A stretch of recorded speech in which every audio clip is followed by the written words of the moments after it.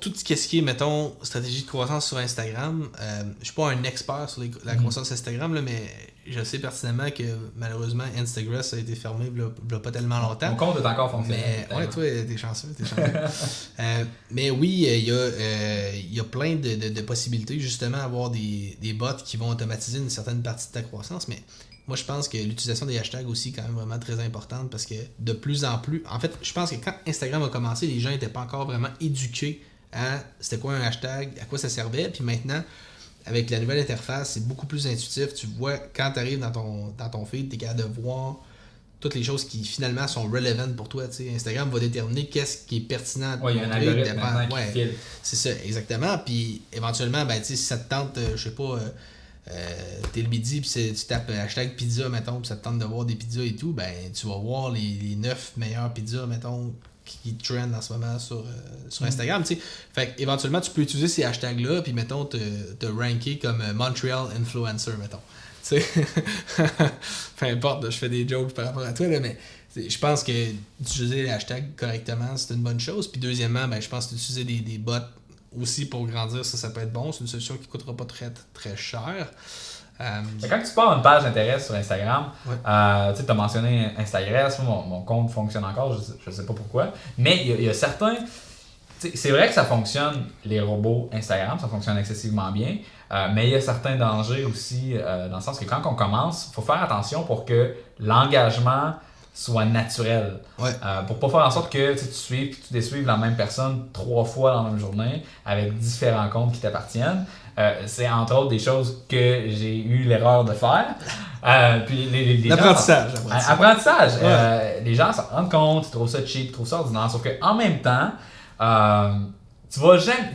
Je pense pas que ça soit un irritant au point de dire cette entreprise-là, je ne vais jamais lui donner un sou.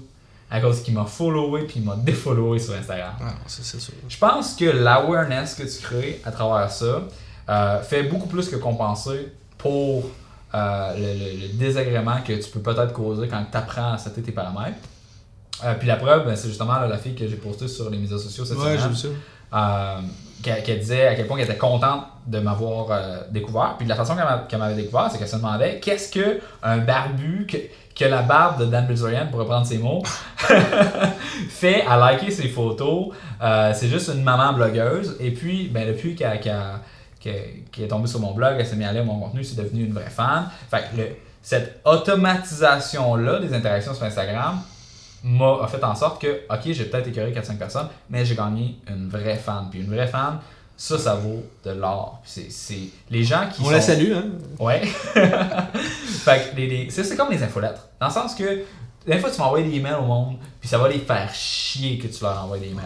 Mais ceux-là, ils peuvent se désabonner. Ils peuvent chialer, ils peuvent se désabonner, puis tu ne veux plus les voir. C'est pas le monde que tu veux avoir. C'est pas la communauté que tu veux bâtir. Parce qu'ils n'ont pas vraiment besoin de toi. Mais n'importe qui a un intérêt envers ce que tu as à offrir comme valeur, même s'il se rend compte que c'est automatisé, il va être content de t'avoir découvert de cette façon-là. Il y a un gros facteur dans le marketing qu'on doit toujours prendre en considération, puis c'est le contexte.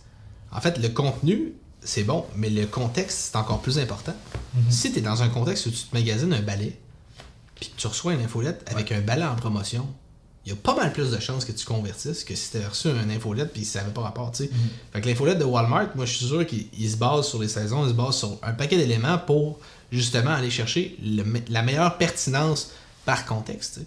Fait que moi je pense que définitivement si t'envoies énormément de follow requests sur Instagram pour les comptes privés puis juste tu follow des comptes, puis quelqu'un exemple se magasinait mettons t'es une page de sauce piquante mettons puis tu reçois une invitation de sauce piquante, ok je découvre la business pour pas plugger un autre client. Puis, c'est ton client. Ouais. Puis là, c'est d'ailleurs, ils sont sur la tranchée. Salut à la gang de sauce piquante. Salut Christian. Fait que, oui, bref, moi je pense que c'est justement d'augmenter l'awareness, mais de créer justement des moments.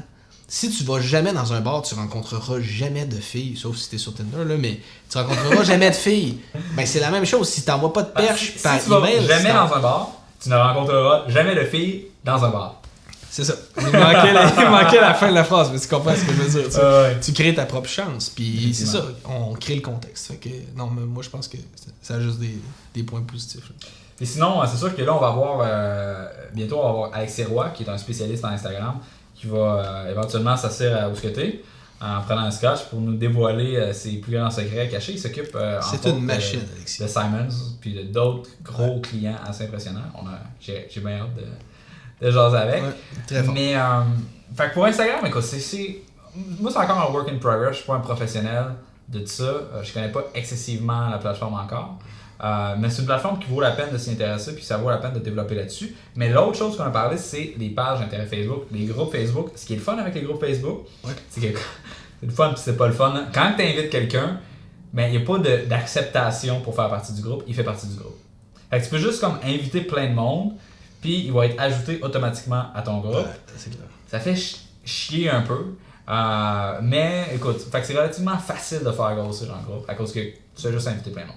Mais pour les pages Facebook, c'est un petit peu plus complexe, puis c'est beaucoup plus difficile que c'était de te bâtir une page qui va aller chercher 100 000 mentions j'aime sans acheter de likes, sans faire de la publicité dans les pays émergents. Mais il y a une stratégie qu'on a trouvée, puis que je conseille de faire à tout le monde qui ont une page Facebook, que tu la débutes ou qu'elle ait déjà plein de likes, c'est que lorsque les gens like une de tes pages Facebook, pas une de tes pages Facebook, mais un de tes posts, tu peux cliquer sur tes, mettons, 45 personnes ont liké, tu cliques là-dessus, tu as la liste de tout le monde, et là tu peux les inviter individuellement, tous ceux qui n'ont pas liké encore ta page. On a un tutoriel sur l'espace membre de tranchée, on va le mettre en lien ci-dessous, dans les show notes. Si vous écoutez ça dans votre char, vous irez sur les show notes en venant à la maison. Donc, on a une vidéo qui explique comment faire, et en fait, la stratégie, c'est que tu vas faire un post qui va naturellement générer beaucoup d'engagement et tu vas le booster en publicité. Tu vas mettre 15 pièces de pub, mettons, dessus. Ton coût par engagement va être bas à cause que naturellement, les gens vont commenter, vont liker, ce genre de choses-là. Et il y a plein de monde qui n'ont pas liké ta page, qui vont faire de l'engagement avec ce post-là. Tu cliques dessus, tu les invites tous manuellement à tous les jours. C'est long, c'est du gossage, mais ça fonctionne excessivement bien. C'est clair. Pour booster ta page, quand tu commences à atteindre ton cap du premier 1000, c'est définitivement la meilleure façon de faire pour avoir des bons likes de qualité. Puis c'est complètement gratuit. Ben, c'est sûr qu'il faut que tu mettes un peu de pub pour avoir de l'interaction. Oui, mais je parle de l'action d'inviter. Mais définitivement, ça fonctionne très bien.